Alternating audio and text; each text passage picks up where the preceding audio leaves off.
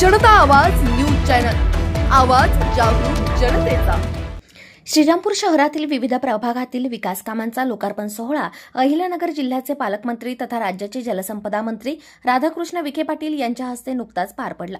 प्रभाग 1, 2, 3, 4, 6 भागात रस्त्यांचे डांबरीकरण, रस्त्यांचे रुंदीकरण, गोंदवणी परिसरात रस्त्यांचे रुंदीकरण, स्वप्ननगरी परिसरातील नगरपालिका पाणीपुरवठा साठवण तलावाची पाहणी, पूर्णवाद नगर भागातील रस्त्याचे डांबरीकरण, प्रभाग 15 मधील झेंडा चौक, बोंबले वस्ती, मोरगे वस्ती भागातील रस्त्यांचे लोकार्पण, अंगणवाडी इमारतीचे लोकार्पण, स्वामी समर्थ केंद्राजवळील डांबरी रस्त्याचे लोकार्पण, प्रभाग 13 मधील नॉर्दर्न ब्रांच दशक्रिया विधी घाट भागाचे सुशोभीकरण अशा जवळजवळ प्रत्येक भागातील विविध कामांचा लोकार्पण सोहळा नुकताच पार पडला।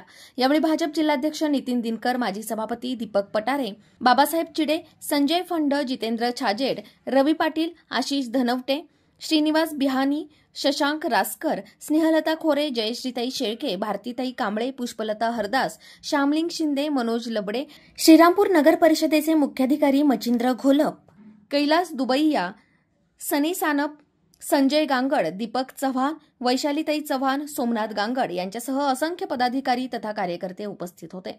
जनता आवाजसाठी प्रतिनिधी युनुस इनामदार। जनता आवाज न्यूज चॅनल, आवाज जागरूक जनतेचा।